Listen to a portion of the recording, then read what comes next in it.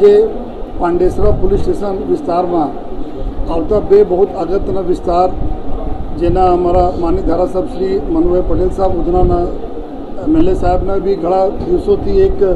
પ્રજાના એક ડિમાન્ડના ધ્યાનમાં રાખીને અને ખરેખર જો આ વિસ્તારમાં ચોકીના પોલીસના ચોકીને બહુ જરૂરિયાત હતી એના આપણા પાંડેસરા પોલીસ અને ધારાસભ્યશ્રી અને આખા જો અમારા કોર્પોરેટરશ્રીઓ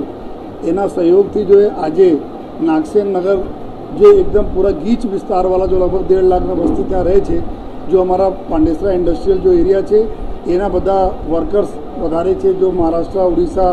યુપી બિહાર તમામ પ્રકારના जो લોકો ત્યાં આપણા રહેતા હોય છે તો એના ધ્યાનમાં રાખી અને ત્યાં વિસ્તારના રજૂઆતને ધ્યાનમાં રાખી નાગસેન નગરના આજે ચોકીના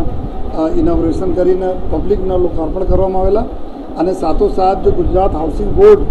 આ વિસ્તાર આપણા છે ત્યાંને બી ચોકીના જો જે આ બધા અમે લોકો છીએ આ બે એવા વિસ્તારો હતા જે ઘણા દિવસોથી આ ડિમાન્ડ હતી તો એના ધારાસભ્યશ્રીના જો રજૂઆત હતી એના ધ્યાનમાં રાખીને જો આ બંને ચોકીઓનો આજે જો એ લોકાર્પણ કરવામાં આવેલા છે અને આ વિસ્તાર આપણા એવા વિસ્તાર છે કે જો પાંડેસરા પોલીસ સ્ટેશન છે લગભગ 8-8.5 લાખ વસ્તી ધરાવતા વિસ્તાર છે અને આ એટલા વિસ્તાર છે ઝડપથી જો અહીંયા જો મલ્ટી લેંગ્વેજ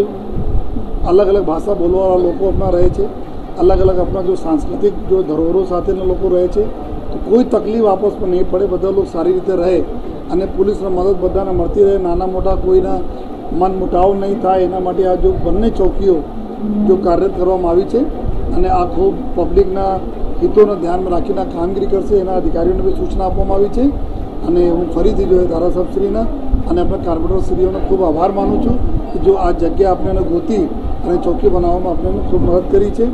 અને આ જો ચોકી જ્યાં અમે બેઠા છીએ એના માટે હું કમલભાઈના જો પાંડેસરા જીઆઈડીસીના જો આપણા ચેરમેન છે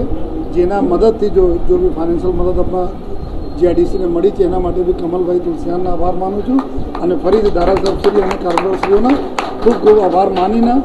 આપણા અમારા અધિકારીઓ આ પ્રજાને ખૂબ સેવા કરે એવા આશયથી જો બધાના આભાર માની છે. Thank you. જય હિન્દ, જય ભારત, જય જય ગરવી ગુજરાત.